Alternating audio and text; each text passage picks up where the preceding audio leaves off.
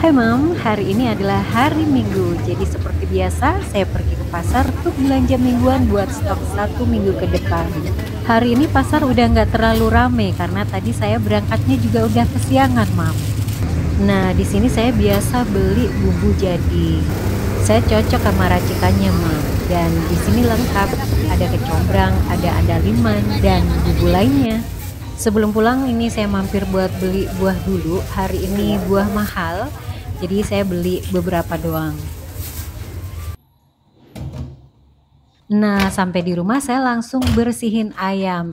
Tadi sebenarnya udah minta buat dibersihin dulu sama abangnya, tapi saya masih bersihin dulu lagi sebelum masuk ke freezer.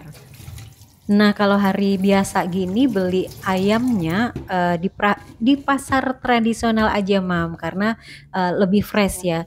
Kalau di Superindo sama sih harganya, cuman takutnya kurang fresh gitu, Mam. Meskipun kalau dimasak tetap oke, tapi kalau ini kan bener-bener baru disembelih gitu, Mam. Jadi fresh banget. Kalau ayam potong lebih murah di Superindo ya, Mam. Selisihnya paling 5.000 4.000 gitu, Mam. Cuman kalau di pasar tradisional sekali lagi lebih fresh, jadi saya pilih buat beli ayam di pasar tradisional. Tapi kalau pas lagi lebaran, saya saranin buat beli atau buat belanja di Superindo aja deh. Lebih murah daripada di pasar tradisional. Nah, ini saya juga beli ayam potong karena kalau mau masak ayam crispy itu kayaknya lebih pas kalau pakai ayam potong. Kayak lebih empuk gitu loh, Mam. Nah, kalau mau bikin ayam telur asin, saya juga pilihnya filet dari ayam potong, Mam, karena lebih empuk gitu loh. Kayak lebih gampang aja sih kalau pakai ayam potong. Ini tadi dilebihin sayap dua sama tukang ayamnya, Mam. Alhamdulillah. Nah, udah bersih siap buat ditaruh di freezer. Setelah ini saya masih ada satu lagi yang mau dibersihin, Mam. Saya tadi beli tahu ya, Mam. Jadi dari pasar sih sudah ada airnya, cuman tetap saya bilas ya, Mam. Kalau sebelum masuk kulkas tuh harus bilas-bilas dulu. Tadi kehabisan tahu putih, jadi saya dapatnya tahu kuning. Kalau yang kuning udah ada rasanya sih, Mam, udah ada gurih-gurih asinnya gitu. Tapi kalau yang putih netral rasanya. Jadi kalau mau dibikin apapun itu bisa. Tapi kalau yang kuning mau dimasak apa gitu jadi kayak tambah asin gitu loh. Jadi saya lebih pilih yang putih sih sebenarnya. Tapi karena yang putih habis, ya udah beli yang kuning akhirnya. Nah, udah bersih, tinggal ditutup, terus simpen di kulkas, Mam. Alhamdulillah, udah ada stok buat 1 minggu ke depan, jadi nggak repot-repot belanja ke pasar lagi. Nah, setelahnya seperti biasa, ini saya bersihin sink dulu, biar nggak nempel banget gitu loh kotorannya. Jadi kalau tiap kali selesai dibersihin, nggak numpuk, Mam, kotorannya. Nah, ini mau saya taruh freezer dulu biar awet. Dan ini bumbu-bumbu yang saya kumpulin, Mam. Ini ada bumbu woku, kemudian ada bumbu gulai, ada bumbu rendang juga, dan bumbu balado, Mam. Saya lebih pilih bumbu yang kayak gini ya, Mam. Kayak rasanya lebih pas gitu loh daripada bumbu-bumbu instan lainnya. Ada sih yang mirip-mirip sama rasa aslinya, tapi saya lebih milih ini deh kayaknya. Nah, kemudian tahu saya taruh sini, Mam. Biar tahunya awet, nyimpennya direndam air, Mam. Ini telur saya taruh bawah dulu karena ternyata stok telur minggu lalu masih ada. Hari ini saya juga beli paya, terus labu siam, wortel, cabe. Ini cabe segini 1 minggu lebih, Mam. Biasanya cabai langsung saya bersihin terus saya taruh kotak kayak gini, Mam. Tapi hari ini karena cabai yang minggu lalu juga masih ada, jadi ya udahlah saya taruh plastiknya aja dulu. Saya dikit banget belanja sayur minggu ini, Mam. Ini tadi saya beli mangga. Saya cuman beli mangga 2 karena ekspensif banget harganya, Mam. Satunya 28.000. Jadi ya udah beli 2 aja cukup. Nah, setelah beres-beresin belanjaan, ini saya mulai masak buat menu makan siang. Hari ini saya masak ayam bumbu rujak, Mam. Ini tadi cara masaknya kurang pas ya, Mam. Aturan setelah menumis bumbunya, kemudian kita masukin ayamnya. Tapi ini tadi saya setelah tumis bumbu, saya langsung masukin air, baru ayam. Kayak kurang gurih gitu loh kalau airnya dulu baru ayamnya. Tapi kalau dari tumisan bumbunya yang udah setengah matang, kemudian kita masukin ayamnya, rasanya lebih gurih gitu, Mam. Dan kayak lebih cepet empuk aja ayamnya. Nah, sekarang jam 12.57 ini masakan udah hampir matang, jadi bentar lagi bisa dibuat makan siang buat keluarga. Hari ini minggunya spesial karena hari ini saya masak di rumah.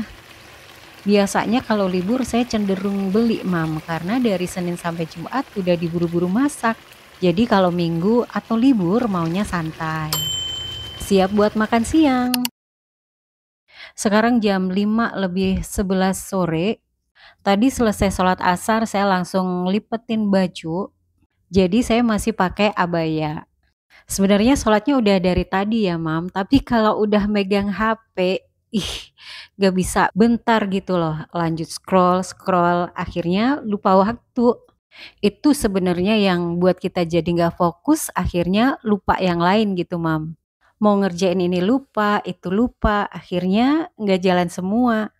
Nah, begitulah aktivitas saya dari pagi sampai sore. Setelah ini kita lanjut sharing-sharing yuk, Mam. Rasa sukses atau ukuran suksesnya seseorang berbeda-beda. Ada yang ngerasa udah punya rumah, mobil, udah cukup sukses. Ada yang ngerasa kalau belum punya 5 atau belum punya usaha sendiri belum sukses. Makanya level kesuksesan seseorang itu berbeda-beda. Dan itu normal. Gak beda dengan rasa cukup. Kalau hati udah rasa cukup, ya cukup. Tapi kalau hati masih rasa kurang, ya kurang. Makanya ada sebuah kalimat yang menuliskan bahwa rasa cukup itu sebenarnya datangnya dari hati. Nah, jadi kalau belum sukses tuh harus gimana sih? Ya kejar terus suksesmu. Semua orang kayaknya paham banget deh dengan kalimat tersebut.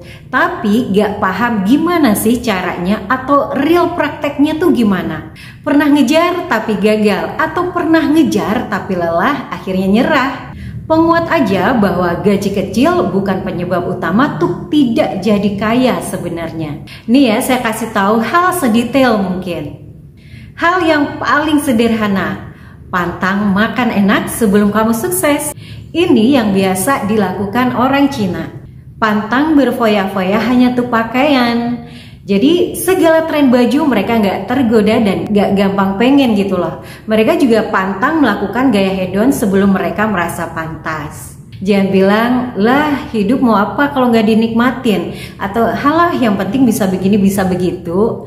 Ini buat orang-orang yang memang udah gak ngeluh atau mereka yang udah merasa baik hidupnya.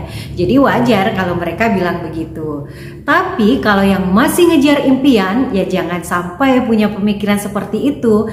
Karena akan buatmu lesu dan gak punya semangat kuat untuk jadi lebih baik hidupnya.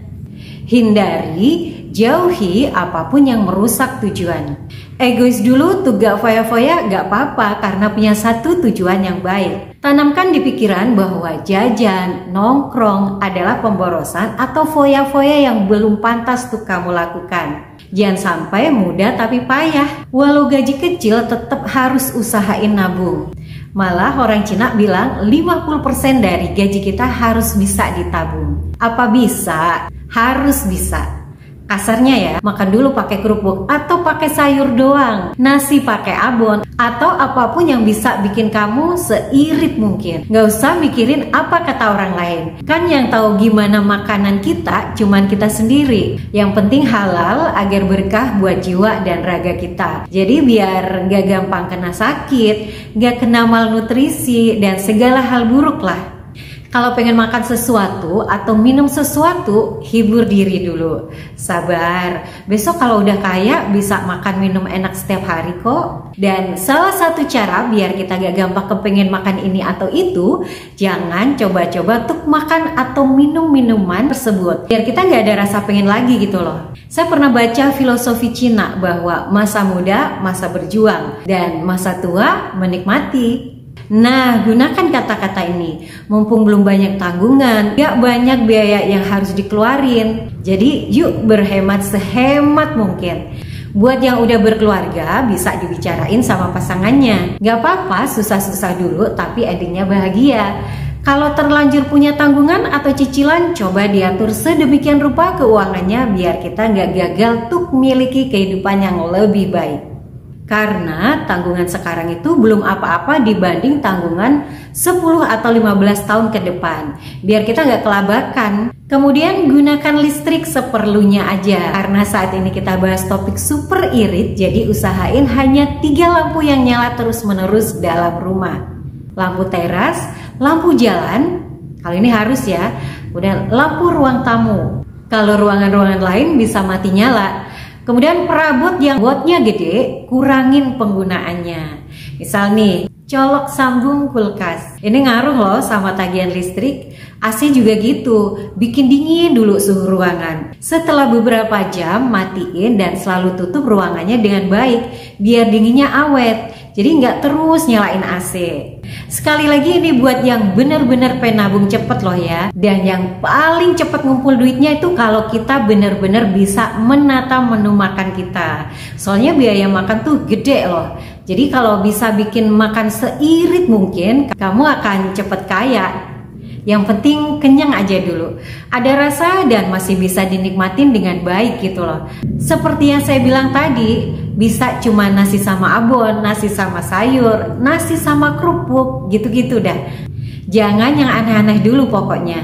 Dibilang begini begitu nggak apa-apa, yang penting kamu dan masa depanmu. Jangan gampang baper, jangan gampang goyah, jangan gampang tergoda dengan apapun sebelum tujuanmu tercapai. Serasa miskin dulu nggak apa-apa, asal punya tabungan masa depan. Nah gitu ya sharing kita hari ini. Coba dan benar-benar harus dijalanin. See you.